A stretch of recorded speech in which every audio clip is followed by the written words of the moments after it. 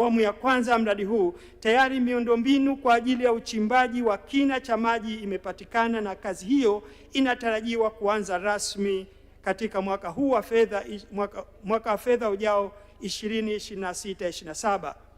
Mheshimiwa Mwenyekiti, ili kupunguza msongamano katika bandari ya Dar es Salaam, serikali imeendelea kuhimiza matumizi ya bandari kavu nchini ikiwemo bandari kavu ya Kwala iliyopo mkoa wa Pwani ambayo imeendelea kutoa huduma, ambapo hadi kufikia mwezi Machi mwaka huu bandari hiyo ilihudumia makasha 14,460. Katika hatua nyingine, mwezi Machi mwaka huu TRC ilianza usafirishaji wa shehena kwenda katika bandari kavu ya Isaka.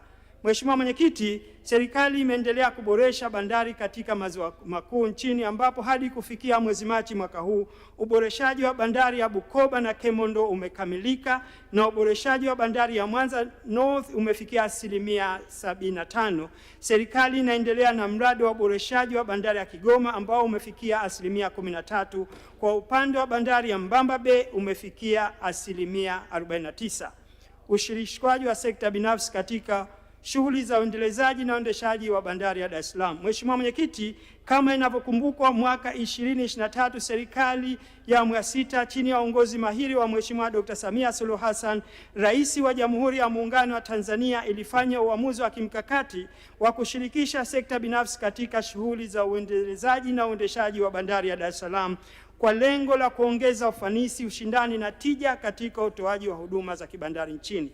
Kutokana na uamuzi huo, serikali kupitia Wizara ya Uchukuzi iliingia mikataba na waendeshaji mahiri wa bandari wenye uzoefu mkubwa kimataifa. Hatua hiyo imeendelea kuzaa matokeo chanya na manufaa makubwa kwa taifa, ikidhihirisha dira sahihi ya serikali katika kuimarisha uchumi wa buluu na nafasi ya Tanzania kama lango kuu la biashara kwa ukanda wa Afrika Mashariki na Kati. Miongoni mwa mafanikio yaliyopatikana ni pamoja na yafuatayo. Mafanikio ya kwanza, kuongezeka kwa shehena iliyohudumiwa katika bandari ya Dar es Salaam kutoka tani milioni 16.2 mwaka wa fedha 2020/21 hadi kufikia tani milioni 27.76 mwaka wa fedha 2024/25, sawa na ongezeko la 70.62. Pili, kuongeza kwa wastani wa shehena ya makasha yanayohudumiwa kwa mwezi kutoka makasha 61,000 hadi makasha 102,000, sawa na ongezeko la 67.21. Tatu, kupunguza kwa gharama za uendeshaji wa bandari ya Dar es Salaam kutoka shilingi bilioni 652.83 mwaka 2023/24 hadi kufikia bilioni 308.95 mwaka 2025. Nne, kuongezeka kwa makusanyo ya mapato ya TPA yanayotokana na ada za huduma za kibandari kutoka shilingi bilioni 896.95 mwaka 2020/21 hadi kufikia shilingi trilioni 1.3 mwaka 2024/25. Tano, kupungua kwa muda wa kuhudumia meli za makasha gatini kutoka wastani wa siku 10 hadi siku 3. Na sita, kupungua kwa muda wa meli kusubiri nangani kutoka wastani wa siku 46 hadi wastani wa siku 7 kwa meli za mizigo za mchanganyiko na za kichele.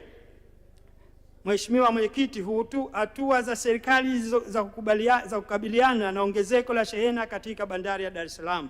Mheshimiwa Mwenyekiti, kutokana na kuongezeka kwa ufanisi wa bandari ya Dar es Salaam pamoja na kuimarika kwa imani ya watumiaji wa bandari hiyo ndani na nje ya nchi, kumekuwepo na ongezeko kubwa la shehena ya mizigo inayohudumiwa bandarini. Ili kuhakikisha bandari hii inaendelea kutoa huduma kwa ufanisi, ushindani na viwango vinavyokidhi mahitaji na matumanio ya watumiaji wetu, serikali inaendelea kutekeleza hatua mbali za kimkakati kama inavyofuata.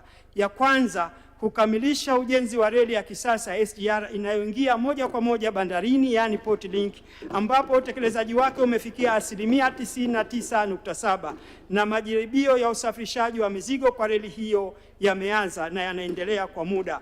Sambamba na hilo, TRC inaendelea kujenga eneo maalum loading platform ya kupakia mizigo kwenye treni ya SGR ndani ya eneo la bandari kwa lengo la kuongeza kasi na ufanisi katika utoaji wa mizigo bandarini. 2. Kuendelea na upanuzi wa eneo la Kurasini lenye ukubwa wa mita za mraba 220,000 kwa ajili ya kuhudumia makasha 700,000 kwa mwaka. Awamu ya kwanza ya mradi huu inatarajiwa kukamilika mwezi Juni mwaka huu na huduma ya makasha 150,000 kwa mwaka, huku awamu ya pili ikitarajiwa kukamilika mwezi Julai mwakani. 5. Kujenga kituo cha kisasa cha mizigo katika stesheni ya SGR Morogoro chenye ukubwa wa mita za mraba 68,000 na uwezo wa kuhudumia makasha 600 kwa siku kwa ajili ya kuhudumia mizigo inasafirishwa kwa njia ya barabara kuelekea mikoa mbalimbali na nchi za jirani. Maelezo ya kina kuhusu huduma za bandari yameainishwa katika kitabu changu cha hotuba budget kuanzia aya 84 hadi 110. Huduma za usafiri wa reli. Huduma za usafiri wa reli kupitia reli ya MGR na SGR. Mheshimiwa Mwenyekiti, wizara inaishukuru serikali kwa kuchukua hatua za kuboresha shirika la reli Tanzania, zoezi lililoanza mwaka 2017. Tangu kuanzishwa kwa shirika hilo, serikali imekuwa ikitoa ruzuku ya mishahara. Naomba kuliarifu bunge lako tukufu kuwa katika mwaka fedha 2026/27 TRC haitotengewa tena ruzuku kwa ajili ya mishahara kutoka serikalini. Mheshimiwa Mwenyekiti, serikali kupitia TRC imeendelea na ujenzi na uendeshaji wa reli ya kisasa SGR pamoja na kuboresha mtandao wa reli ya MGR yenye urefu wa takriban kilomita 2707.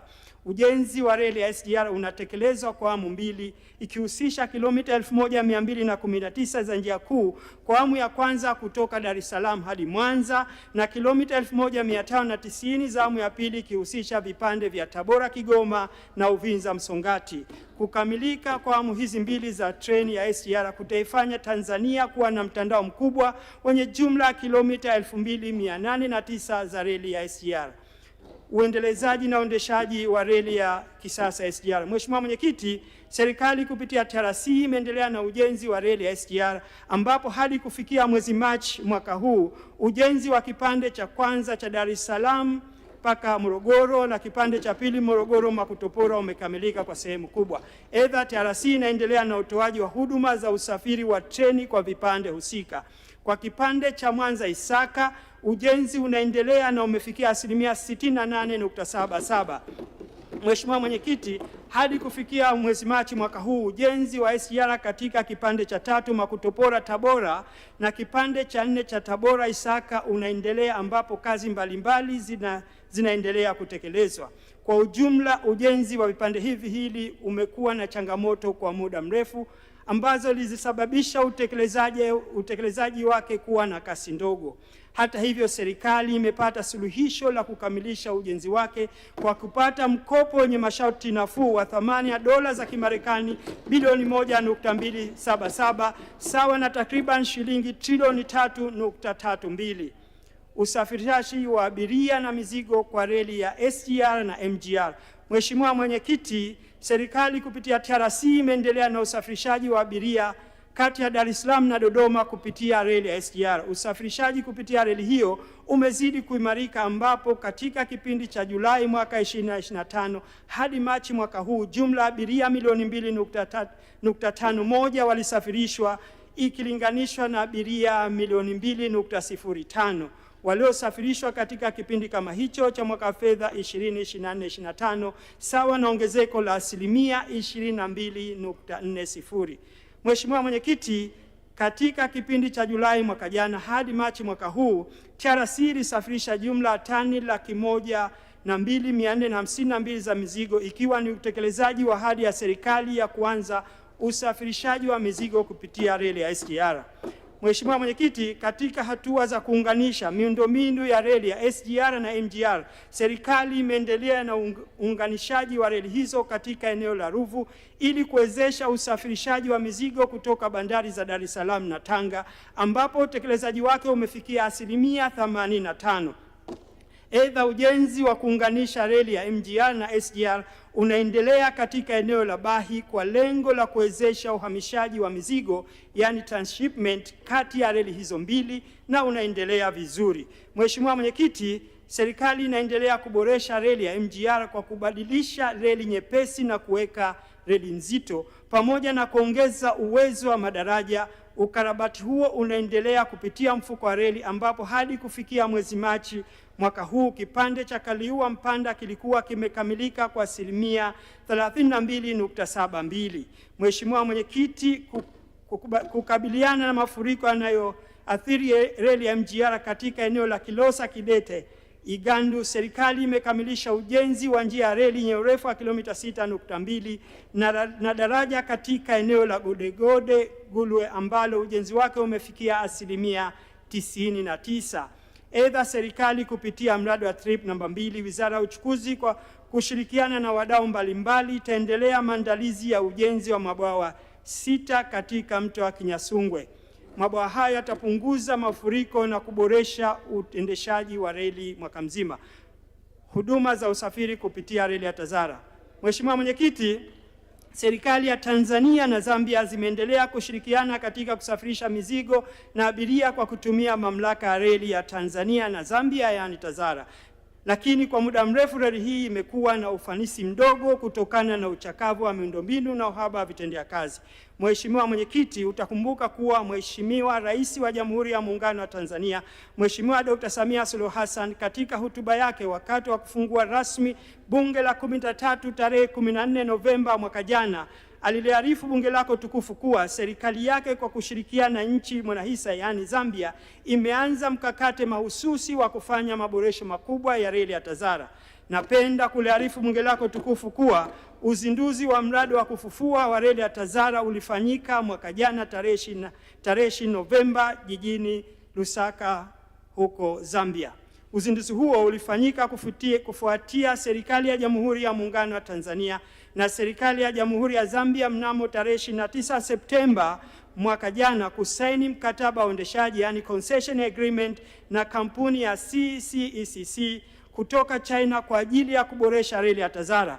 Kampuni hii itawekeza jumla ya dola za Kimarekani bilioni 1.4 ambayo ni sawa na shilingi trilioni 3.6. Maboresho ya reli ya TAZARA yanatarajiwa kuongeza uwezo wa kusafirisha mizigo milioni 2.4 kwa mwaka na kuzalisha ajira takriban 100,000. Maelezo ya kina kuhusu huduma za usafiri wa reli na utekelezaji wa miradi ya miundombinu ya reli kupitia TRC na TAZARA yameonyeshwa katika kitabu changu cha hotuba ya bajeti kuanzia aya 111 hadi 145. Huduma za uchukuzi katika bahari na maziwa makuu, huduma za usafiri na usafirishaji katika maziwa makuu. Mheshimiwa Mwenyekiti, serikali kupitia TASHICO imeendelea kusimamia ujenzi wa meli mpya na ukarabati wa meli zilizopo ili kuimarisha usafiri wa abiria na usafirishaji wa mizigo. Kwa kipindi cha Julai mwaka jana hadi Machi mwaka huu, TASHICO ilisafirisha abiria 128,191 na tani za mzigo 71,796.25 ikiwa ni sawa na ongezeko la asilimia 22.51 ikilinganishwa na kipindi kama hicho cha mwaka uliopita. Mheshimiwa Mwenyekiti, serikali imekamilisha ujenzi wa meli ya MV New Mwanza katika Ziwa Victoria. Serikali pia inaendelea na ukarabati wa meli katika Ziwa Victoria ambapo ukarabati wa meli ya uokozi ya MT Ukerewe umefikia asilimia 79. Vile serikali kupitia TASHICO imeanza maandalizi ya ujenzi wa meli yenye uwezo wa kubeba tani 3,000 za mizigo katika ziwa hilo. Mikakati ya serikali ya awamu ya 6 kutumia fursa zilizopo ukanda wa ziwa Tanganyika. Mheshimiwa Mwenyekiti, kutokana na umuhimu wa ukanda wa ziwa Tanganyika, serikali ya awamu ya 6 inaongozwa na Mheshimiwa Dr. Samia Suluhu Hassan imeendelea kutekeleza miradi mbalimbali ikiwemo kwanza, ujenzi wa meli 4 za mizigo katika ziwa Tanganyika zilizojengwa na TPA kwa kushirikiana na sekta binafsi ambazo kila meli ina uwezo wa kubeba tani 2,000 za mizigo na kwa sasa meli hizi zimekamilika. Pili, kuanza ujenzi wa meli mpya abiria. Tatu, kuanza ujenzi wa karakana ya ujenzi wa meli. 4, kuanza ujenzi wa magati mawili ya kisasa katika bandari ya Kigoma ambao hadi kufikia mwezi Machi mwaka huu utekelezaji wake umefikia asilimia 13. na 5, kuendelea na ukarabati wa meli ya MV Liemba ambapo ukarabati wake umefikia asilimia 64. Maelezo ya kina kuhusu huduma za uchukuzi katika bahari na maziwa makuu kupitia Tashiko yameonyeshwa katika kitabu changu cha hotuba ya bajeti kuanzia ukurasa 146 hadi 156. Huduma za viwanja vya ndege. Mheshimiwa Mwenyekiti, katika uendelezaji na uendeshaji wa miundombinu ya viwanja vya ndege, Mamlaka ya Viwanja vya Ndege Tanzania yani TAA imeendelea kusimamia na kuendeleza viwanja vya ndege vya serikali. Mheshimiwa Mwenyekiti, katika ilani ya Chama cha Mapinduzi ya uchaguzi mkuu wa mwaka 2025, serikali imeahidi kukipandisha hadhi kiwanja cha ndege cha Mwanza kuwa kiwanja cha ndege cha kimataifa. Wizara kwa kushirikiana na TAA tayari imekamilisha upembuzi yakinifu na usanifu wa kina wa mradi wa ujenzi wa jengo jipya la abiria litakalokuwa na uwezo wa kuhudumia abiria milioni 2.5 kwa wakati mmoja pamoja na miundombinu wezeshi. Utekelezaji wa mradi huu unatarajiwa kufanyika kwa ushirikiano kati ya TAA na mfuko wa hifadhi wa jamii yani NSSF. Hadi kufikia mwezi Machi mwaka huu, wizara kupitia TAA imeendelea na uboreshaji wa kiwanja cha ndege cha Arusha ambapo ufungaji wa mfumo wa taa za kuongozea ndege umefikia asilimia 65 na ujenzi wa tabaka la juu la lami la barabara kurukia na kutua ndege katika kiwanja huo inaendelea vizuri. Mheshimiwa Mwenyekiti, katika kuendeleza viwanja vya ndege vya mikoa, wizara kupitia TAA imeendelea na uboreshaji wa kiwanja cha ndege cha Musoma na kiwanja cha ndege cha Moshi. Pia kwa upande wa mradi wa ujenzi wa kiwanja cha ndege cha mkoa wa Kagera, kazi ya upembuzi yakinifu na usanifu wa awali zinaendelea. Mheshimiwa Mwenyekiti, serikali kupitia TAA imeendelea na utekelezaji wa maboresho ya kiwanja cha ndege cha kimataifa cha Kilimanjaro ikiwemo ukarabati wa barabara ya kuruka na kutua ndege, ufungaji wa mfumo wa taa za kuongozea ndege na ujenzi wa eneo la kuhifadhia mizigo mikavu ambapo ujenzi wake umefikia asilimia 5. Aidha, wakandarasi wa ujenzi wa jengo jipya la watu mashuhuri yani New VIP Terminal wamepelekana na maandalizi ya ujenzi yanaendelea. Maendeleo ya kina kuhusu huduma za viwanja vya ndege kupitia TAA yameonyeshwa katika kitabu cha hotuba yangu ya bajeti kuanzia aya 157 hadi 167. Huduma za usafiri wa anga. Mheshimiwa Mwenyekiti, tangu mwaka 2025 serikali imeendelea kuifufua kampuni ya ndege ya Tanzania yani ATCL ambapo idadi ya ndege imeongezeka kutoka ndege moja mwaka 2016 hadi ndege 16 mwaka 2026. Mafanikio yaliyopatikana ni pamoja na ongezeko la abiria kutoka abiria 1,716 mwaka 2016-17 hadi abiria 1,178,025 mwaka 2024-25. Mapato kuongezeka kutoka shilingi bilioni 23 hadi kufikia bilioni 595.7 pamoja na mapato ya fedha za kigeni kupanda kutoka dola za Kimarekani milioni 9.85 hadi kufikia dola za Kimarekani milioni 157.7. Mheshimiwa Mwenyekiti, katika kipindi cha Julai mwaka jana hadi Machi mwaka huu ATCL ilisafirisha abiria milioni 1.07 sawa na ongezeko la asilimia 22.38 ikilinganishwa na kipindi kama hicho mwaka uliopita, huku tani 4129.72 za mizigo zilisafirishwa. Mheshimiwa Mwenyekiti, licha ya mafanikio hayo, kampuni bado inakabiliwa na changamoto ya mtaji mdogo na mfumo wa umiliki wa ndege unaoathiri mizania ya kifedha. Serikali ipo katika hatua za mwisho za kuboresha mfumo huu ili kuimarisha ufanisi na mizania ya kihesabu ya shirika la ndege la Air Tanzania. Maelezo ya kina kuhusu huduma za usafiri wa anga kupitia ATCL yameonyeshwa katika kitabu cha hotuba yangu ya bajeti kuanzia aya 168 hadi 150. Vyuo vya mafunzo vya sekta na masuala mtambuka. Mheshimiwa Mwenyekiti, Wizara ya Uchukuzi inasimamia uendeshaji wa vyuo vya mafunzo vya kisekta vilivyo chini yake ili kuhakikisha sekta ya usafirishaji na usafiri nchini inakuwa na wataalamu wa ndani wa kutosha. Chuo cha Taifa cha Usafirishaji na Chuo cha Baharia Dar es Salaam. Mheshimiwa Mwenyekiti, katika kuendelea kukijengea uwezo Chuo cha Taifa cha Usafirishaji na DMI, serikali imeendelea kutekeleza miradi ya kuboresha miundombinu na vifaa vya kufundishia. na hii imeongeza udahili wa kozi mbalimbali kwa kiasi kikubwa, na kama inavyoonyeshwa kwenye kitabu changu cha hotuba ya bajeti kuanzia aya 181 hadi 205. Changamoto. Kwanza, mafanikio, changamoto na hatua zilizochukuliwa. Mafanikio tuliyopata. Mheshimiwa Mwenyekiti, naomba niainishe kwa muhtasari mafanikio makubwa yaliyopatikana katika mwaka fedha 2025/26 hadi kufikia mwezi Machi mwaka huu kama ifuatavyo. Kwanza, kuendelea na ujenzi wa reli ya SGR kwa awamu zote mbili. Mheshimiwa Mwenyekiti, serikali imeendelea na ujenzi wa reli ya SGR kwa awamu zote mbili na utekelezaji wake uko katika hatua mbalimbali kama ilivyoainishwa katika kitabu changu cha hotuba budget. Mafanikio namba 2, kuendelea kwa ufanisi wa usafirishaji wa abiria kupitia reli ya SGR. Mheshimiwa Mwenyekiti, sote ni mashuhuda kuwa usafirishaji wa abiria na mizigo kupitia reli ya SGR umeendelea kuimarika kati ya Dar es Salaam na Dodoma, ambapo takriban wastani wa abiria 280,000 husafirishwa kwa mwezi, sawa na abiria 9,300 kwa siku. Kwa mwenendo huu inakadiriwa kuwa zaidi ya abiria milioni 3 watakuwa wamesafirishwa kufikia mwisho wa mwaka wa fedha 2025/26 ikilinganishwa na wastani wa abiria 400,000 wanaosafirishwa kwa reli ya MGR kwa mwaka. Kutokana na uendeshaji huo, katika kipindi cha kuanzia Julai mwaka jana hadi Machi mwaka huu, jumla ya shilingi bilioni 82.77 zimekusanywa. Aidha, takwimu hizo zinaifanya serikali kuwa imekusanya jumla shilingi bilioni 169.37 tangu kuanza safari za SGR hapa nchini kuanzia mwezi Juni mwaka 2024.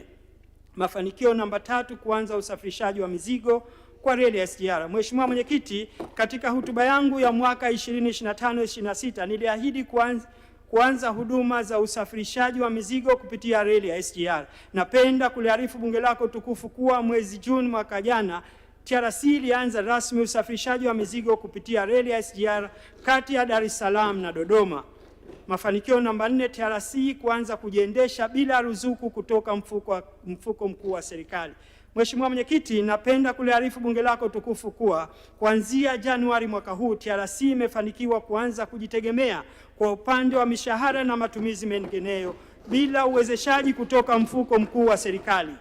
Kwa kipindi cha takriban miaka 10, kiasi cha shilingi bilioni 12.92 kila mwaka kilikuwa kinatolewa na serikali kwa TRC kwa ajili ya mishahara. Mafanikio namba 5, kuongeza uwezo wa bandari ya Dar es Salaam kuhusu shehena. Mheshimiwa Mwenyekiti, ili kuendelea kuiongezea uwezo bandari ya Dar es Salaam katika kuhudumia shehena, serikali imeendelea na upanuzi wa eneo la Kurasini, yani Kurasini Port Extension, lenye ukubwa wa mita za mraba 220,000 kwa ajili ya kuhudumia makasha 700,000 kwa mwaka. Mafanikio namba 6, ufanisi wa ushiriki wa sekta binafsi katika bandari ya Dar es Salaam na kuongezeka kwa shehena kwa bandari zote nchini. Mheshimiwa Mwenyekiti, kutokana na kuendelea kwa utaratibu wa kushirikisha sekta binafsi katika uendeshaji wa bandari hapa nchini, hususan bandari ya Dar es Salaam, kwa kipindi cha kuanzia Julai mwaka huu hadi Machi, kuanzia Julai mwaka jana hadi Machi mwaka huu, shehena iliyohudumiwa katika bandari ya Dar es Salaam ilifikia tani milioni 27.83 ikilinganishwa na tani milioni 19.31 zilizohudumiwa katika kipindi kama hicho mwaka 2024/25, sawa na ongezeko ya asilimia 29.83. Aidha, inatarajiwa kuwa shehena mizigo itakayohudumiwa na bandari hii itaongezeka hadi kufikia wastani wa tani milioni 40.839, na kwa bandari zote nchini shehena mizigo inategemewa kufikia tani milioni 59.768 kwa mwaka 2030-31. 7, kuimarisha usafiri katika maziwa makuu. Mheshimiwa Mwenyekiti, serikali imekamilisha ujenzi wa meli ya MV New Mwanza katika Ziwa Victoria. Aidha, ukarabati wa meli ya MT Sangara umekamilika na sasa imeanza kutoa huduma. Vile vile serikali kupitia TPA kwa kushirikiana na sekta binafsi imekamilisha ujenzi wa meli 4 za mizigo katika Ziwa Tanganyika zenye uwezo wa kusafirisha tani 8,000 za mizigo kwa meli zote 4. Mafanikio namba 8, kuongeza kwa mtandao wa vituo vya safari wa anga vinavyohudumiwa na ATCL. Mheshimiwa Mwenyekiti, kutokana na juhudi za serikali katika kuimarisha utendaji, kampuni ya ATCL imeongeza vituo vya huduma vya usafiri wa anga ambavyo hadi kufikia mwezi Machi mwaka huu ina vituo 32 ikilinganishwa na vituo 23 vilivyokuwepo mwaka 2020-2021. Kati ya vituo hivyo, vituo 16 ni vya ndani ya nchi, vituo 14 vya kikanda na vituo 3 vya nje ya bara la Afrika. Mafanikio namba 9, kuimarika kwa ukusanyaji wa mapato yanayotokana na huduma za usafiri wa anga kupitia ATCL. Mheshimiwa Mwenyekiti, kampuni ya ATCL kwa mwaka 2024-2025 ilikusanya mapato ya bilioni 626.5 ikilinganishwa na shilingi bilioni 175.69 zilizokusanywa mwaka 2020-2021. Mafanikio namba 9, kuimarika kwa huduma ya viwanja vya ndege. Mheshimiwa Mwenyekiti, katika kuimarisha huduma za usafiri wa anga nchini, serikali imekamilisha ukarabati wa viwanja vya ndege vya Sumbawanga, Songea, Shinyanga na Tabora. Aidha, ukarabati mkubwa wa jengo la kuhifadhia mizigo inayoharibika haraka katika kiwanja cha ndege cha KIA umekamilika na hivyo kuchochea kuimarika kwa mnyororo wa usafirishaji. Mafanikio namba 10, kuanza kutolewa kwa mafunzo ya rubani nchini. Mheshimiwa Mwenyekiti, kama nilivyoahidi katika hotuba yangu ya mwaka 2025-26 kuwa serikali itaanza rasmi kutoa mafunzo ya urubani katika Chuo cha Taifa cha Usafirishaji. Napenda kuliarifu bunge lako tukufu kuwa serikali kupitia chuo cha NAT imeanza rasmi kutoa mafunzo ya urubani mwezi Julai mwaka jana, ambapo wanafunzi 22 wamedahiliwa na wanaendelea na masomo yao vizuri. Mafanikio hayo yamewezesha kupunguza gharama za masomo nje ya nchi kwa kozi ya urubani. Kuanza kutolewa kwa mafunzo hayo ni utekelezaji wa maono ya Mheshimiwa Dr. Samia Suluhu Hassan, Rais wa Jamhuri ya Muungano wa Tanzania katika kuimarisha usafiri wa anga. Mheshimiwa Mwenyekiti, maelezo ya kina kuhusu mafanikio yaliyopatikana hadi kufikia mwezi Machi mwaka huu yanaonyeshwa katika kitabu changu cha hotuba ya bajeti kuanzia aya 223 hadi 252. Changamoto na hatua zilizochukuliwa. Mheshimiwa Mwenyekiti, Wizara ya Uchukuzi ilikabiliwa na changamoto mbalimbali katika utekelezaji wa majukumu yake kwa mwaka wa fedha 2025-26. Changamoto hizo na mikakati ya kuzitatua zimeonyeshwa katika kitabu changu cha hotuba ya bajeti kuanzia aya 253 hadi 254. Mpango na makadirio ya mapato na matumizi kwa mwaka fedha 2026-27.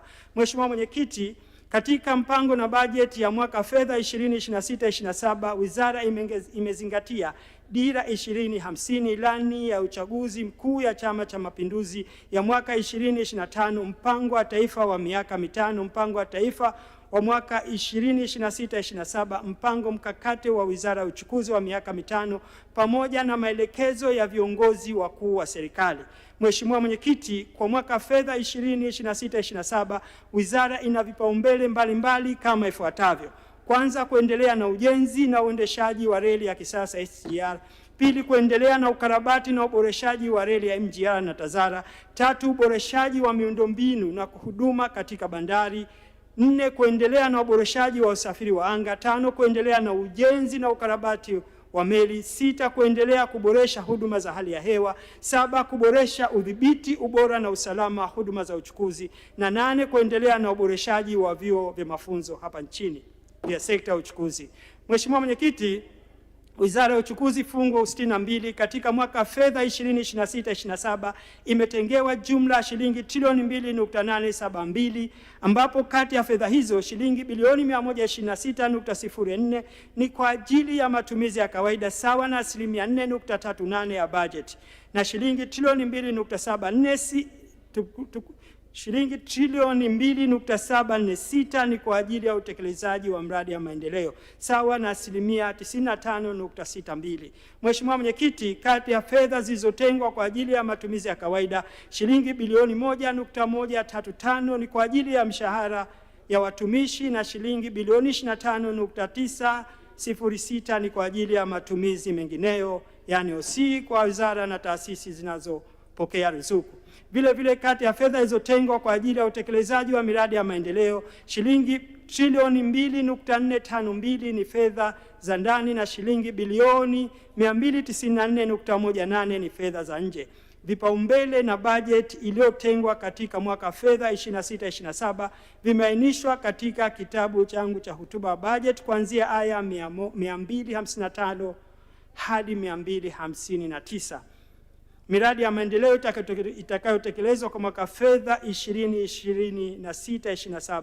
Mheshimiwa Mwenyekiti, miradi ya kielelezo na mikakati itakayotekelezwa kwa mwaka fedha 2026/27 ni kama ifuatavyo.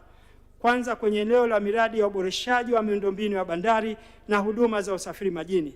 Mheshimiwa Mwenyekiti, miradi itakayotekelezwa katika eneo hili ni kama ifuatavyo. Wa kwanza, mradi wa uboreshaji wa bandari ya Dar es Salaam.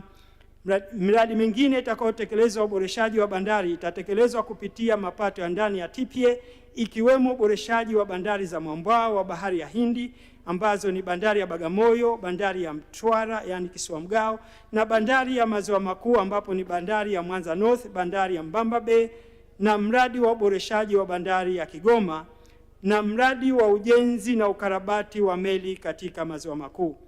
Mheshimiwa Mwenyekiti, kwa upande wa bandari ya Dar es Salaam kupitia sekta binafsi, DP World itaendelea na mpango mkubwa wa utekelezaji katika vifaa vya kisasa vya kuhudumia mizigo, lengo ikiwa ni kuongeza ufanisi, kasi na ushindani wa huduma za bandari. Kufikia mwaka 2025/26 kampuni tayari imevuka zaidi ya nusu ya lengo la uwekezaji za dola za Kimarekani milioni 250 sawa na shilingi bilioni 650 ndani ya miaka mitano, ikiwa ni mafanikio makubwa ndani ya miaka miwili ya kwanza ya uwekezaji.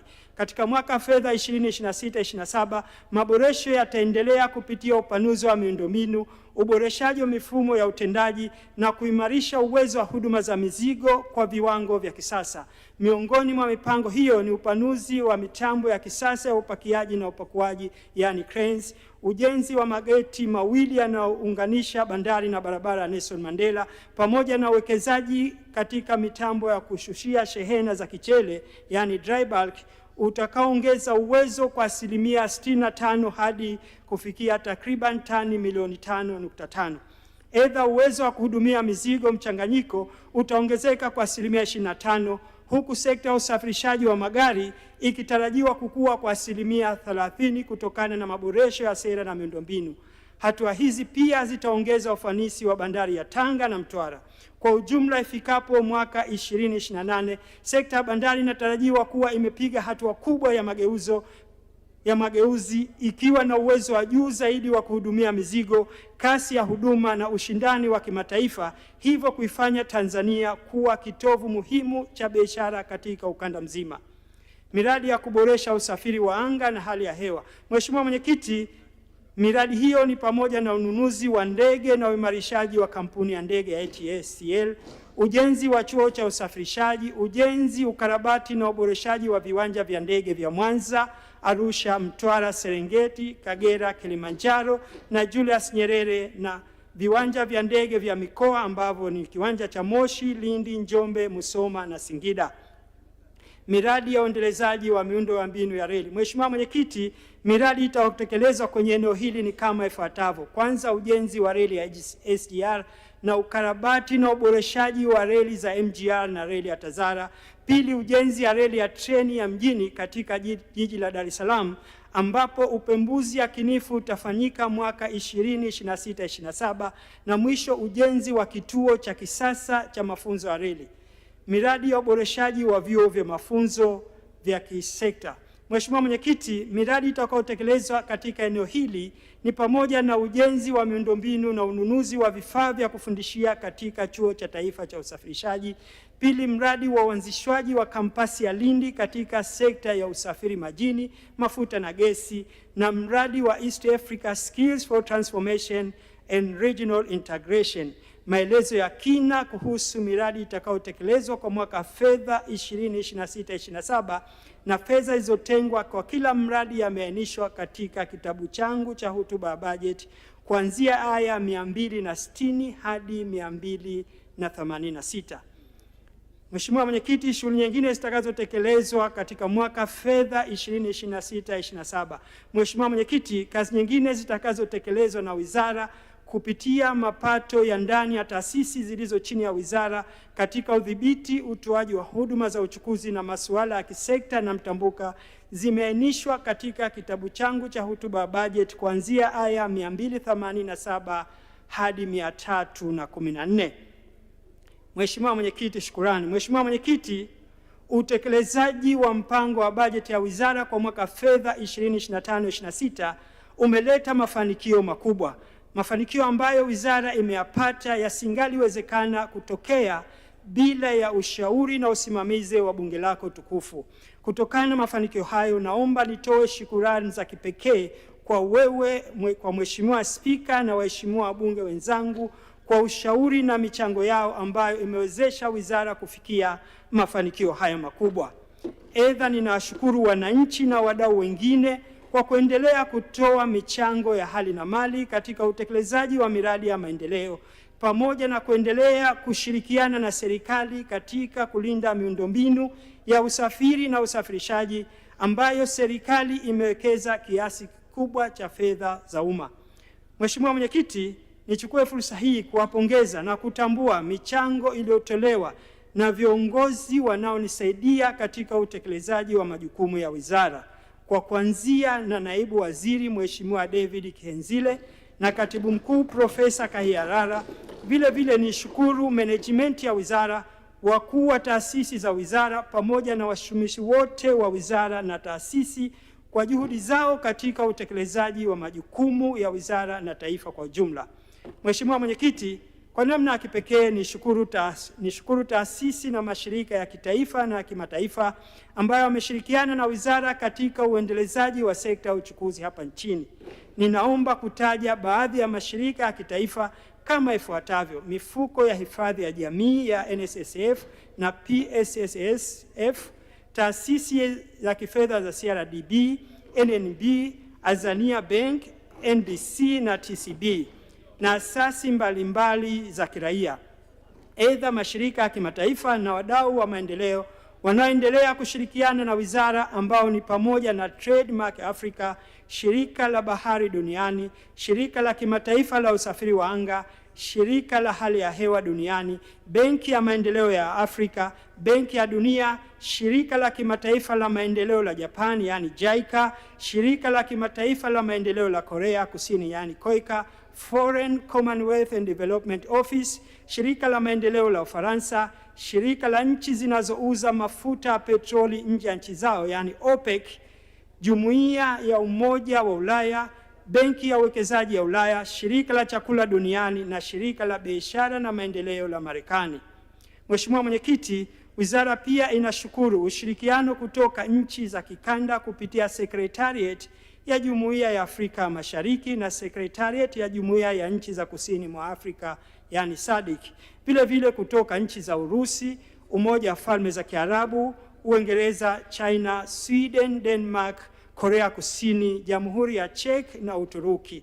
Na mwisho si kwa umuhimu, nishukuru sekta binafsi, hususan wafanya biashara na watoa huduma wote wa sekta ya uchukuzi kwa kuendelea kutoa huduma bora za uchukuzi hapa nchini. Maelezo ya kina ya shukrani yameainishwa katika kitabu changu cha hotuba ya bajeti kuanzia aya 315 hadi 319. Mheshimiwa Mwenyekiti, muhtasari wa maombi ya fedha ya Wizara ya Uchukuzi kwa mwaka fedha 2026/27. Mheshimiwa Mwenyekiti, katika mwaka fedha 2026/27, Wizara ya Uchukuzi inaliomba bunge lako tukufu kuidhinisha bajeti ya jumla shilingi trilioni 2 bilioni 872 milioni 738 na 82,000. Kati ya fedha hizo shilingi bilioni 126 milioni 41 laki 236,000 ni kwa ajili ya matumizi ya kawaida na shilingi trilioni 2 bilioni 746 milioni 696 laki 846 ni fedha za miradi ya maendeleo. Mheshimiwa Mwenyekiti, Pamoja na hotuba hii, nimeambatanisha majedwali mbalimbali yenye taarifa na takwimu kwa ajili ya kutoa uelewa zaidi kwa waheshimiwa wabunge na Watanzania kuhusu sekta ya uchukuzi. Naomba majedwali hayo ambayo yameainishwa katika kitabu changu cha hotuba ya bajeti kuanzia ukurasa 198 hadi ukurasa 247 yachukuliwe kama sehemu ya hotuba hii. Hotuba hii inapatikana katika tovuti ya wizara ambayo ni www.uchukuzi.go.tz. Mheshimiwa Mwenyekiti, kwa heshima kubwa naomba kutoa hoja. Asante sana Mheshimiwa Waziri wa Uchukuzi Profesa Makame Mjambarao kwa taarifa hiyo, na nimeungwa mkono. Tunaendelea sasa, nimuite mwenyekiti wa kamati ya kudumu ya Bunge ya miundombinu Mheshimiwa Moshi Suleiman Kakoso kwa ajili ya taarifa ya kamati. Karibu.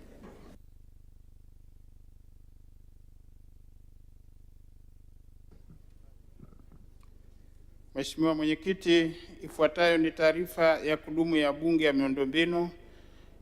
Taarifa ya kamati ya kudumu ya Bunge ya miundombinu kuhusu utekelezaji wa majukumu ya fungu namba 62 Wizara ya Uchukuzi kwa mwaka wa fedha 2025/26 pamoja na maoni ya kamati kuhusu makadirio ya mapato na matumizi wizara hiyo kwa mwaka wa fedha 2026/2027. Awali ya yote, Mheshimiwa Mwenyekiti, naomba taarifa yote ya kamati ingie katika taarifa rasmi za Bunge Hansard kama ilivyowekwa mezani. Mheshimiwa Mwenyekiti, kwa mujibu wa kanuni ya 121(9) ya kanuni za kudumu za Bunge 2025 kanuni ya Bunge, naomba kuwasilisha taarifa ya kamati ya kudumu ya Bunge ya miundombinu kuhusu utekelezaji wa bajeti fungu namba 62 Wizara ya Uchukuzi kwa mwaka wa fedha 2025/26 pamoja na maoni ya kamati kuhusu makadirio ya mapato na matumizi ya wizara hiyo kwa mwaka wa fedha 2026/2027. Mheshimiwa Mwenyekiti, bila kuathiri masharti yaliyopatikana katika kanuni ya 145 ya kanuni za Bunge, taarifa hii imegawanyika katika sehemu zifuatazo. Sehemu ya kwanza ni utangulizi ambayo inaeleza kuhusu muundo wa taarifa pamoja na namna kamati ilivyotekeleza majukumu yake.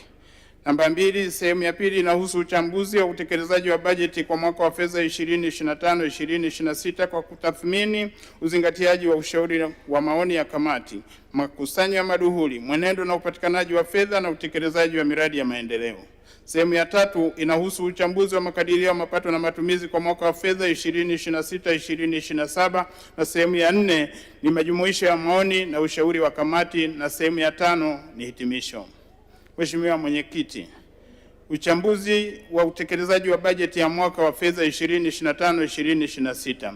Mheshimiwa Mwenyekiti, napenda kulijulisha Bunge lako tukufu kwamba kwa sehemu kubwa serikali imefanyia kazi maoni na ushauri uliotolewa na kamati wakati wa kujadili bajeti ya mwaka wa fedha 2025/2026. Moja kati ya masuala yaliyotekelezwa kikamilifu ni pamoja na shirika la reli TRC kuanza kujitegemea kwa 100% katika mishahara ya watumishi, pia kupitia mapato yake ya ndani. Mheshimiwa Mwenyekiti, kamati inaipongeza wizara chini ya Profesa Makame Mjambarao, mbunge na waziri wa uchukuzi, na pamoja na mkurugenzi mkuu wa TRC ndugu Machibia Masanja kwa usimamizi madhubuti wa TRC hadi kufikia hatua hiyo. Makusanyo ya maduhuli. Mheshimiwa Mwenyekiti, katika mwaka wa fedha 2025/2026 Wizara ya Uchukuzi pamoja na taasisi zake ilipanga kukusanya jumla ya shilingi trilioni 3.3. Hadi kufikia Februari 2026 makusanyo yalifikia jumla ya shilingi trilioni 1.9 sawa na 57.70% ya lengo. Mheshimiwa Mwenyekiti, kwa wastani mwenendo wa makusanyo na maduhuli ni kwa kuridhisha upatikanaji wa fedha. Mheshimiwa Mwenyekiti, katika mwaka wa fedha 2025/2026 Wizara ya Uchukuzi iliidhinishwa kutumia shilingi trilioni 2.746 kwa ajili ya matumizi ya kawaida na utekelezaji wa miradi ya maendeleo. Hadi kufikia Machi 2026, wizara ilikuwa imepokea shilingi trilioni 1.314 sawa na 67.6%. Mheshimiwa Mwenyekiti, kamati inaipongeza serikali kwa kutoa fedha hizo kwa ajili ya utekelezaji wa majukumu ya Wizara ya Uchukuzi.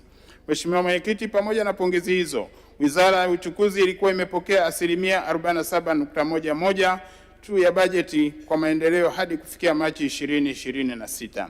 Mheshimiwa Mwenyekiti, kamati haikuridhishwa na hali ya mapokezi ya fedha za maendeleo kwa kuwa inaathiri utekelezaji wa miradi mbalimbali ya sekta ya uchukuzi. Miradi ya maendeleo.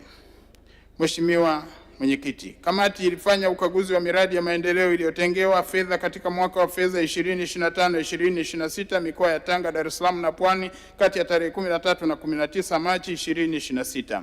Ukaguzi huu ulifanyika ili kukidhi masharti ya kanuni ya 120 na kanuni za Bunge. Mheshimiwa Mwenyekiti, kwa ujumla, kamati imeridhishwa na hatua mbalimbali zilizofikiwa katika utekelezaji wa miradi chini ya Wizara ya Uchukuzi. Taarifa zaidi ya kuhusu miradi hiyo inapatikana katika ukurasa wa 8 hadi 22 kwa taarifa hii. Masuala mahususi yaliyobainika katika utekelezaji wa bajeti ya mwaka wa fedha 2025-2026. Mamlaka ya usimamizi wa bandari Tanzania. Mheshimiwa Mwenyekiti, serikali ilifanya uwekezaji mkubwa katika kuboresha miundombinu ya bandari ya Dar es Salaam, Tanga na Mtwara kati ya mwaka 2021 hadi 2023. Vile serikali ilifanya uamuzi wa kupangisha baadhi ya gati kuanzia namba 1 hadi 7 ya bandari ya Dar es Salaam kwa kampuni ya DP World ya Dubai kwa mkataba wa kibiashara. Aidha, katika bajeti ya serikali kwa mwaka wa 2024-2025 serikali ilifanya uamuzi wa kuruhusu mapato yanayotokana na matumizi ya gati wafeji kukusanywa na TPA tofauti na ilivyokuwa awali.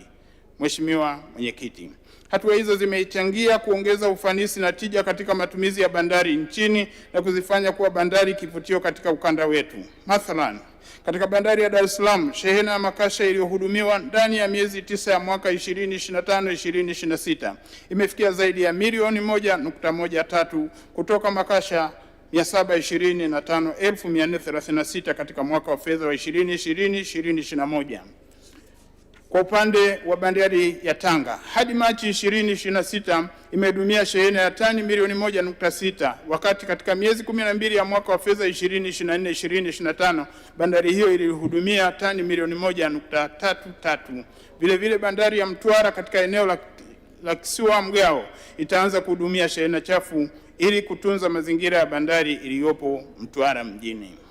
Mheshimiwa Mwenyekiti, kamati inampongeza sana mbeba maono wa taifa hili Mheshimiwa Dkt. Samia Suluhu Hassan, Rais wa Jamhuri ya Muungano wa Tanzania, kwa ujasiri na wa hatua hizi ambazo zimeiwezesha tija na mafanikio haya ndani ya muda mfupi kwenye sekta ya bandari. Aidha, kamati inampongeza Mheshimiwa Profesa Makame Mbarawa, mbunge, waziri wa uchukuzi, pamoja na mkurugenzi mkuu wa TPA ndugu Mbosa kwa namna wanavyosimamia sekta ndogo ya bandari nchini. Mheshimiwa Mwenyekiti, hata hivyo ufanisi na tija hiyo umeleta changamoto ambayo ni msongamano wa shehena ya makasha katika bandari. Hali hii inatokana na ukweli kuwa miundombinu iliyopo bandarini kwa sasa haitoshi kuhudumia ongezeko hili. Kwa sasa bandari zinahudumia shehena ya tani milioni 32.80 na inakadiriwa kufika mwaka 2030 itakuwa inahudumia shehena ya tani milioni 62. Mheshimiwa Mwenyekiti, ili kukabiliana na changamoto hiyo, tarehe 8 Machi 2026 TPA ilitangaza matumizi ya ada mpya kwa wadau na watumiaji wa bandari. Lengo la ada mpya ni kuanzisha tozo ya uendelezaji wa miundombinu ya bandari, Port Infrastructure Development Levy. Mheshimiwa Mwenyekiti, uendelezaji huu wa miundombinu ya bandari utahusu mambo yafuatayo: ujenzi wa gati mpya 4 za namba 12 hadi 15 katika bandari ya Dar es Salaam, ujenzi wa gati 2 zenye urefu wa mita 500 katika bandari ya Dar es Salaam, ujenzi wa matenki ya kupokelea mafuta katika bandari ya Dar es Salaam, ujenzi wa bandari maalum Kisiwa Mgao mkoani Mtwara kwa ajili ya shehena chafu, ujenzi wa kituo cha mtandao wa reli ndani ya bandari ya Dar es Salaam, ujenzi wa gati la kupokelea mafuta katika bandari ya Dar es Salaam na ujenzi wa kuhudumia mizigo michanganyiko pamoja na gati la kuhudumia mafuta katika bandari ya Tanga. Mheshimiwa Mwenyekiti, ada hiyo itatozwa kuanzia tarehe 1 Julai 2026 kwa kiwango cha 4.5% ya kodi ya forodha. Awali TPA ilipanga kutoza kiwango cha 9%, lakini baada ya kukutana na watumiaji wa bandari chini ya usimamizi wa wizara, pande zote zilikubaliana na kiwango cha 4.5% ili kuendeleza miundombinu ya bandari nchini. Mheshimiwa Mwenyekiti, ada hiyo itaiwezesha TPA kuwa na uwezo wa kukusanya shilingi trilioni 11.2 kwa ajili ya uendelezaji wa miundombinu hiyo. Aidha, TPA inategemea kushirikiana na sekta binafsi kwa kuvutia mtaji na zaidi ya shilingi trilioni 4.9 ili kukamilisha kiasi cha shilingi trilioni 16.1 kinachotakiwa katika jukumu hilo. Viwanja vya ndege vya kimkakati nchini. Mheshimiwa Mwenyekiti, katika mwaka wa fedha 2025-2026 serikali ilipanga kuanza ujenzi wa kiwanja cha ndege cha kimataifa cha Serengeti pamoja na kufanya maboresho ya kiwanja cha ndege cha Mwanza. Viwanja hivi vya kimkakati nchini kwani ni vitachochea utalii kwa kuwa vipo karibu na vivutio vya utalii hususan mbuga ya Serengeti. Mheshimiwa Mwenyekiti, taarifa ya wizara inaonyesha kuwa kiwanja cha Serengeti kilitengewa shilingi bilioni 1.3 na kile cha Mwanza kilitengewa shilingi bilioni 13.80 kwa ajili ya kukamilisha upembuzi yakinifu na usanifu. Hata hivyo, katika mwaka wa fedha 2026-2027 kiwanja cha Serengeti kimetengewa shilingi milioni 100 tu, huku kile cha Mwanza kikitengewa shilingi bilioni 6 tu. Mheshimiwa Mwenyekiti, kamati haijaridhika na kiasi cha fedha kilichotengwa na serikali kwa ajili ya utekelezaji wa miradi hiyo katika mwaka ujao wa fedha. Kamati inaitaka serikali kutenga fedha za kutosha kwa ajili ya kuanza ujenzi wa viwanja hivi kwa sababu ya manufaa yake ya kiuchumi. Kampuni ya ndege Tanzania ATCL. Mheshimiwa Mwenyekiti, serikali imefanya uwekezaji mkubwa wa shilingi trilioni 2.7 katika kufufua kampuni ya ndege Tanzania ATCL. Fedha hizi zimetumika katika kununua ndege, kukarabati karakana na miundombinu wezeshi pamoja na kulipa malimbikizo ya madeni ya kampuni.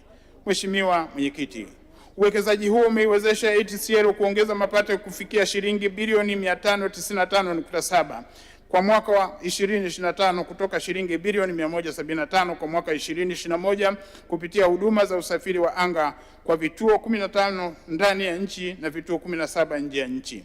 Hata hivyo, ATCL inajiendesha kwa hasara huku ikitegemea ruzuku ya serikali katika kulipa wafanyakazi wake mishahara. Mheshimiwa Mwenyekiti, changamoto hiyo inachangiwa na uamuzi wa serikali kuikodisha ndege ATCL kutoka kwa wakala wa ndege Tanzania TGFA. ATCL hulazimika kulipia kila mwezi huduma ya kukodisha pamoja na fedha za matengenezo ya ndege kwa TGFA, hali inayoifanya ATCL kuwa na gharama kubwa za uendeshaji. Mheshimiwa Mwenyekiti, kamati mara kadhaa imekuwa ikitoa maoni ya serikali kufanya uamuzi kuzifanyia ndege hizo kuwa chini ya ATCL. Mathalan, katika taarifa ya shughuli za kamati ya mwaka 2024 iliyosomwa bungeni mwezi Februari 2025, kamati ilipendekeza na bunge kuridhia azimio la kuitaka serikali kurejesha ndege hizo chini ya umiliki wa ATCL. Vile tangu mwaka 2021 mdhibiti na mkaguzi mkuu wa hesabu za serikali CAG ametoa pendekezo hilo, lakini hadi sasa serikali imekuwa na kigugumizi cha kutekeleza jambo hilo.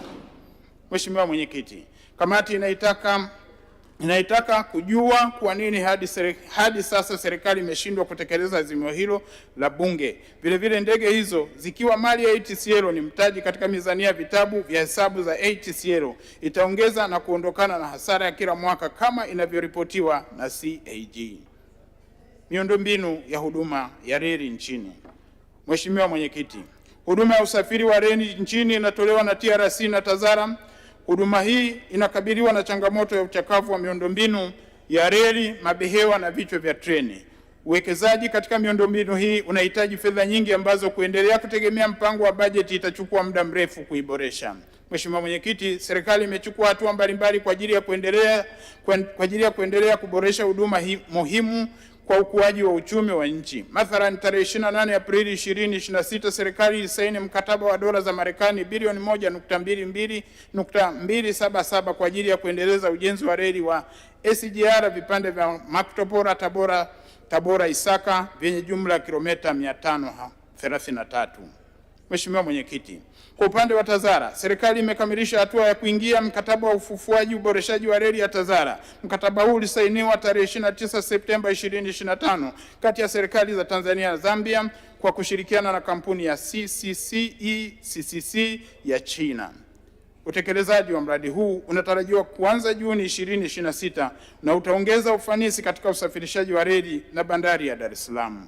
Mheshimiwa Mwenyekiti, kamati inaipongeza serikali kwa hatua hizo kuendelea kuboresha miundombinu ya huduma za reli nchini. Hata hivyo, mtandao wa reli katika kanda ya kaskazini bado unakabiliwa na changamoto ya uchakavu na kusababisha kushuka kwa ufanisi katika matumizi ya reli hiyo. Aidha, reli ya Tanga hadi Msoma na ile ya Mbamba Bay hadi Mtwara bado hazijapata fedha, pamoja na kuwa na serikali imekamilisha upembuzi yakinifu kuhusu reli hizo.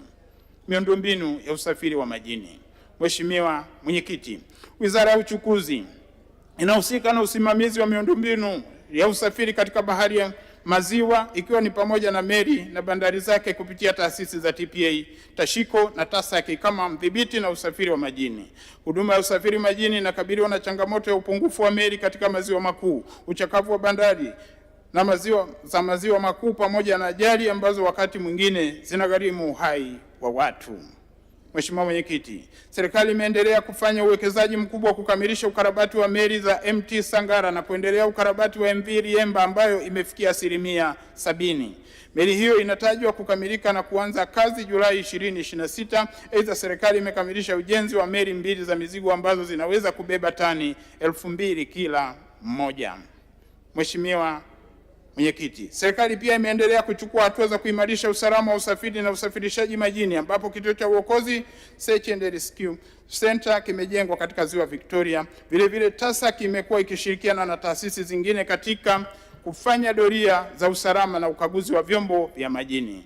Mheshimiwa Mwenyekiti, pamoja na mafanikio hayo, bado baadhi ya miundombinu ya bandari na meli hasa katika maziwa makuu hauridhishi. Mathalani, bandari ya Msoma katika Ziwa Victoria haifanyi kazi kwa muda mrefu. Aidha, katika mipango yake serikali haijaonyesha mkakati madhubuti wa kuifufua bandari hiyo ambayo ni moja ya kitovu cha shughuli za kiuchumi katika eneo la Ziwa Victoria. Usimamizi wa huduma za usafiri wa ardhi. Mheshimiwa Mwenyekiti, usafiri wa ardhini ndio unaotumiwa na watu wengi hapa nchini kwa ajili ya kusafirisha watu na bidhaa katika masoko mbalimbali. Kwa hiyo usimamizi madhubuti unaolinda watoa huduma na watumiaji katika gharama na usalama ni jukumu la msingi kwa serikali kwa ajili ya ustawi wa wananchi. Mheshimiwa Mwenyekiti, katika nchi yetu jukumu hili lilitekelezwa chini ya Wizara ya Uchukuzi kupitia LATRA. Katika mwaka wa fedha 2025/2026, LATRA imetekeleza majukumu yake ya kisheria kwa kuhakikisha inafunga vidhibiti mwendo VTS kwenye magari ya abiria ili kuzuia mwendo kasi ambao umekuwa chanzo cha ajali nyingi nchini. Kamati ilipata nafasi ya kutembelea na kuona namna vidhibiti mwendo hivyo vinavyofanya kazi. Kamati inaipongeza serikali na LATRA kwa namna inavyoendelea na udhibiti na usafiri wa ardhini, ikiwa ni pamoja na matumizi ya magari, pikipiki na reli. Mheshimiwa Mwenyekiti, pamoja na mafanikio haya, LATRA inakabiliwa na changamoto ya muundo wa kiuendeshaji kwani kumekuwa na mgongano wa kisheria kati ya utekelezaji wa majukumu yake na yale ya Jeshi la Polisi, kitengo cha usalama barabarani. Kamati imebaini kuwa kwa upande wa Zanzibar, majukumu yote ya usalama barabarani yapo chini ya taasisi ya Zanzibar Road Safety Authority ZATRAS, ambayo imefanikiwa sana katika kudhibiti ajali za barabarani kwa magari binafsi, biashara, serikali na hata pikipiki na bajaji. Mheshimiwa Mwenyekiti, kamati inashauri kuwa kwa sasa umefika wakati sheria ya LATRA na ile ya Jeshi la Polisi kuangaliwa upya ili kuweza kuondoa mkanganyiko huu. Hali hii itaondoa malalamiko miongoni mwa wananchi na kuongeza uwajibikaji wa moja kwa moja kwa mamlaka ya udhibiti. Mheshimiwa Mwenyekiti, uchambuzi wa mpango wa makadirio ya mapato na matumizi kwa mwaka wa fedha 2026/27. Mheshimiwa Mwenyekiti, katika mwaka wa fedha 2026/2027, wizara na taasisi zake inalenga kukusanya jumla ya shilingi trilioni 4.061 sawa na ongezeko la asilimia 19.48 kwa mwaka wa fedha wa 2025/2026. Mheshimiwa Mwenyekiti, kamati inaitaka wizara iweke mikakati madhubuti katika kukusanya maduhuli ya serikali ili kufikia lengo hilo. Makadirio ya mapato na matumizi. Mheshimiwa Mwenyekiti, katika mwaka wa fedha 2026/2027, fungu namba 62, Wizara ya Uchukuzi inaomba kuidhinishiwa jumla ya shilingi trilioni 2.872 sawa na ongezeko la asilimia 4.60 ukilinganisha na bajeti ya mwaka wa fedha 2025/2026. Mheshimiwa Mwenyekiti, katika fedha hizo shilingi bilioni 126.041 sawa na asilimia 4.38 ni fedha za matumizi ya kawaida, huku shilingi trilioni 2.746 sawa na asilimia 95.62 zikiwa ni fedha za kugharamia miradi ya maendeleo. Kamati inaipongeza serikali kwani ongezeko hilo itaiwezesha wizara kutekeleza majukumu na vipaumbele vyake kwa ufanisi. Hata hivyo, kamati inaishauri serikali kuhakikisha inatoa fedha kwa wakati ili kupata tija katika utekelezaji wa majukumu ya wizara. Sehemu ya 4, maoni na ushauri wa kamati. Mheshimiwa Mwenyekiti, baada ya uchambuzi wa kina kuhusu utekelezaji wa bajeti pamoja na makadirio ya mapato na matumizi fungu 62 Wizara ya Uchukuzi kwa mwaka wa fedha 2026/2027, sasa naomba kuwasilisha maoni ushauri wa kamati kama ifuatavyo. Maoni ya jumla. Serikali ihakikishe inatoa fedha za maendeleo kama inavyoidhinishwa na Bunge na kusimamia kikamilifu miradi ya kimkakati inayotekelezwa na wizara ili kuleta tija iliyokusudiwa. Serikali iongeze kasi katika kuboresha miundombinu na sekta ya uchukuzi ili kuongeza mchango wa sekta hiyo katika kukuza uchumi kiasi pamoja na kuzalisha ajira kwa vijana nchini. Serikali iweke mikakati madhubuti ya kusimamia taasisi zilizo chini ya wizara hii katika ukusanyaji wa mapato ili ziweze kujitegemea na kuchangia katika mfuko mkuu wa serikali. Na serikali iendelee kusimamia na kuweka mazingira ya kuwezesha taasisi za umma na zile za binafsi kutoa huduma bora za usafiri wa abiria na bidhaa nchini. Maoni mahususi. Mheshimiwa Mwenyekiti, Mamlaka ya Usimamizi wa Bandari Tanzania TPA kama inavyoshauriwa kuwa serikali ianze kutekeleza matumizi ya ada mpya kwa watumiaji wa bandari nchini kuanzia tarehe 1 Julai 2026 ili kuhakikisha TPA inapata fedha za kuendeleza miundombinu ya bandari nchini. Ihakikishe inatekeleza kwa kasi maboresho ya miundombinu ya bandari ili kuhakikisha kuwa kasi ya ufanisi wa bandari inawiana na maendelezo hayo, na wizara na TPA ziendelee kukutana na wadau na watumiaji wa bandari mara kwa mara kwa ajili ya kutoa elimu kuhusu umuhimu wa ada mpya. Miundombinu ya viwanja vya ndege nchini. Kamati inashauri kuwa ikamilishe maboresho ya viwanja vya ndege vya Kigoma, Msoma na Shinyanga kwa ajili ya kuhakikisha wananchi wa maeneo hayo wanapata huduma ya usafiri wa ndege, na itenge fedha za kutosha kwa ajili ya kuanza ujenzi wa kiwanja cha ndege cha kimataifa cha Serengeti pamoja na maboresho ya kiwanja cha ndege cha Mwanza, kwani viwanja hivyo ni vya kimkakati katika kukuza utalii na kukuza uchumi na kutoa huduma kwa wananchi. Huduma ya usafiri wa anga nchini. Kamati inaishauri kuwa serikali ihakikishe inarejesha ndege chini ya umiliki wa ATCL kutoka TGFA, uamuzi ambao utaifanya ATCL kuanza kujiendesha kwa faida na kutoa gawio kwa serikali. Serikali iharakishe ununuzi wa ndege mpya 4 na 1 ya mizigo ili kuongeza ufanisi katika huduma ya usafiri wa anga nchini kupitia ATCL. Serikali ifanye tathmini kuhusu ATCL kuanzisha safari za ndege kutoka Dodoma kwenda mikoa mingine moja kwa moja bila kupitia Dar es Salaam ili kukidhi mahitaji ya wananchi wanaohitaji huduma hiyo. Serikali ihakikishe ATCL inatoa taarifa kwa abiria kuhusu mabadiliko ya ratiba za ndege ili kuondoa usumbufu kwa abiria, na vile ipitie upya nauli za ndege ili ziweze kuwa na uhalisia wa kuondoa malalamiko miongoni mwa abiria wa safari za anga hapa nchini. Huduma za usafiri wa reli nchini. Kamati inashauri serikali iongeze kasi katika ujenzi wa reli ya kisasa ya SGR katika vipande vya Makutopora Tabora, Tabora Isaka, Isaka Mwanza, Tabora Kigoma na Uvinza Msongati vilivyobaki ili reli hiyo iweze kutumika katika kusafirisha abiria na mizigo kama ilivyokusudiwa. Serikali hakikisha inamsimamia